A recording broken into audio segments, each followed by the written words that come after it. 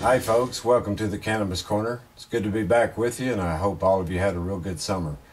The local community here, they have one of the more beautiful lakes in North Louisiana, and the local powers that be, they've decided to wage war on this little algae that grows in the water called salvinia. Now they've had this problem in all these lakes around here because it's a perfect environment when the water levels get low and the hot summers come on and all this stuff really just takes off and it just grows like crazy. And they've been trying to think of all kind of solutions to taking care of it and all. And of course now they've resorted to spraying this concoction of Roundup and Diquat, which is very similar to the paraquat that was sprayed in Mexico. And I guess that has nothing really to do with the Cannabis Corner, except that the fact that it's a part of government on a local level here that's in control and that is making decisions that are affecting everybody out there. And this particular lake supplies the drinking water for one of the largest cities here in North Louisiana. And if they're putting these chemicals directly in the water and tainting the water supply and all, I just think that the local people who are in charge of making decisions and all have gone overboard. And this kind of stupidity where you just blatantly take and spray known carcinogens, known dangerous herbicides into a water system. There's been many studies on these chemicals, just like there was with paraquat when it was sprayed in Mexico in the cannabis fields down there, and all of the Mexican farmers that were just caught by surprise. Now this, of course, happened when Nixon formed his little band of criminals known as the Drug Enforcement Agency. And when you know that the founder of the Drug Enforcement Agency is Nixon, one of the most crooked presidents we ever had, one of the biggest liars we ever had. He was one of the ones that, we could have ended the Vietnam War and saved, hundreds of thousands of lives if he hadn't lied. But no, he wanted to, there was no way he was in that war, and he was going to go on into Laos, and he totally lied to everybody about it.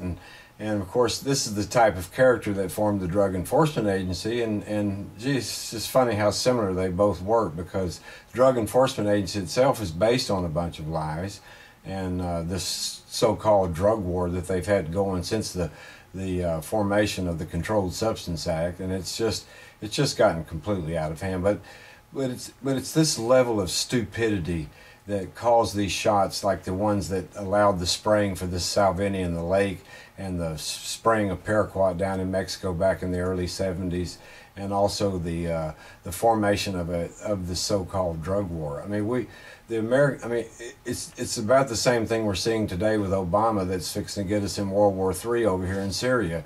And even though 90% of the public are totally opposed to it, the government they turn a deaf ear to it. And it's the same with this cannabis issue.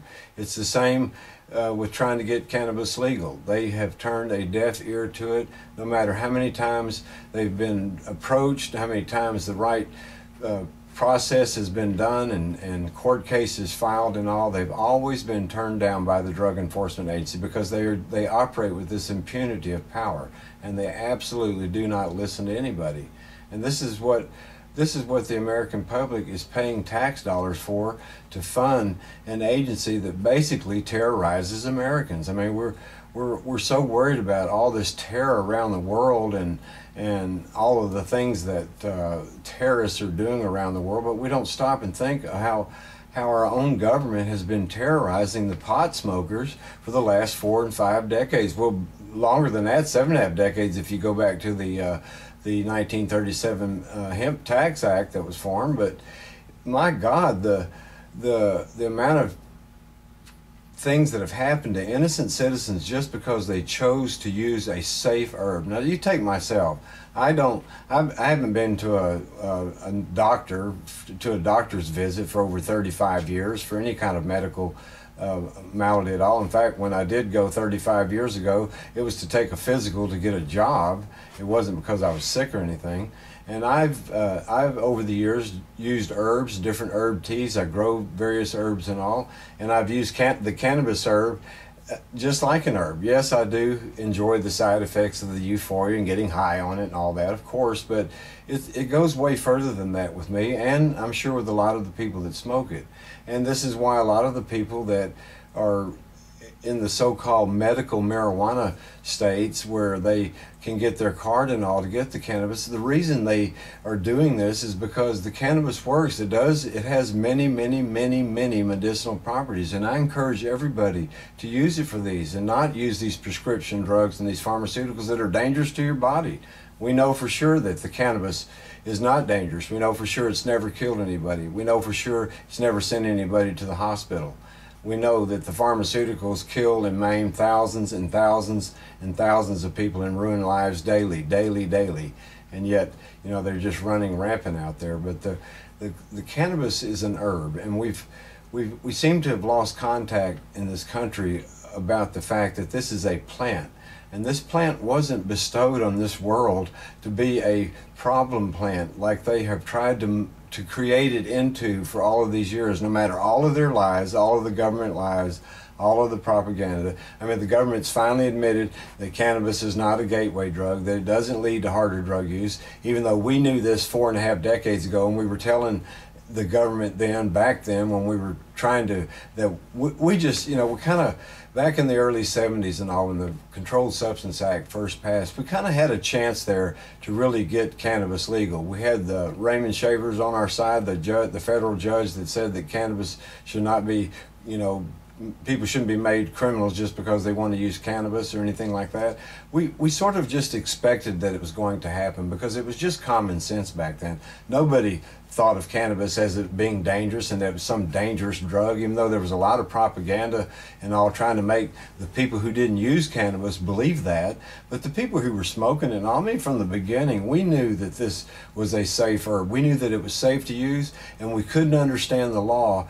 The fact that they had alcohol and cigarettes and far more dangerous things legal, how they could ever even on any level arrest anybody for cannabis, because it had never hurt anyone. This is something we never understood from the beginning, long before we even understood how the government worked and how the government has this control and this controlled policy, and really that is why cannabis stays illegal. The government really is the controller of the cartels if you really look at who's at the top of all the scheme of what's making the money on everything.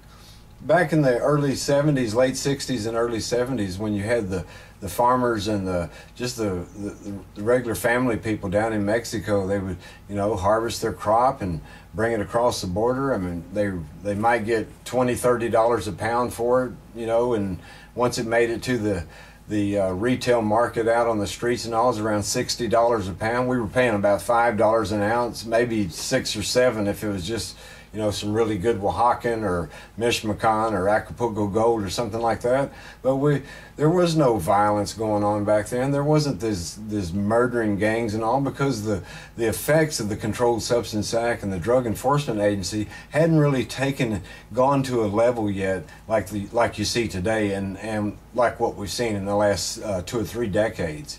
It really was just sort of kind of gathering up a head of steam at that point. So really nobody really understood why there was this, you know, in the 80s that all of a sudden when Reagan and Bush and them came in, they all of a sudden cannabis was this dangerous drug, and we just had to, I mean, just escalate. And when you look at the Homeland Security today and all these efforts that, you know, cameras everywhere to watch your every move, and all of the people at the Homeland Security and all the Border Patrol down there and all, this is really a pot enforcement gang.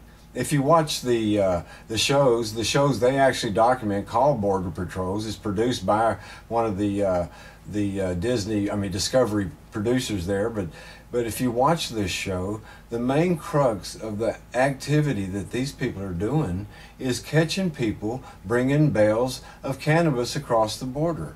And this is their sum total of most of their activity. And it's sort of a numbers game with them. It's like a tally thing. You know, every time they confiscate a load, of course, it's always called deadly narcotics, not referred to as cannabis, as was laid out by the United Nations Office of Drug Control Policy, which stated that the cannabis the cannabis plant and cannabis resin, also known as hashish, this would be the only way these would be referred to. And even though the United States makes us follow the laws that are bound by the United Nations Office of Drug Control Policy, the law enforcement and the people in charge in this country refuse to use the cannabis term because it sounds too much like a plant. I mean, it doesn't sound dangerous then, or the cannabis herb or cannabis resin. When you use that terminology, then it doesn't sound like something that you could be arresting people for. And you know, I'm all for people using cannabis. I've stated this many, many times that I'm against the medical marijuana concept because of the way it's set up. I'm not against people using cannabis for medical purposes. If you use cannabis on a day-to-day purpose like I have for the last 4.5 decades, you will maintain a healthy lifestyle. You won't have to go see doctors. You will stay healthy because it is a very beneficial herb, and it's very good for your immune system, and it helps a lot of your systems that are brain controlled and all in your body. And that's what the research would have discovered by now had we not had this assault going on for the last 7.5 decades by our government that wants to maintain the control. And that's really what it's all about. They want to maintain the control. But we need to captivate this plant. We need to improve the techniques of growing the hemp and all and making the fuel and all. We could totally switch ourselves from foreign oil and grow every bit of the fuel that we need in this country for no matter what machine we're running. We could grow it out of the hemp plant. And this could happen starting tomorrow just by simply going out and getting the ground tilled up and planting it properly and growing it properly.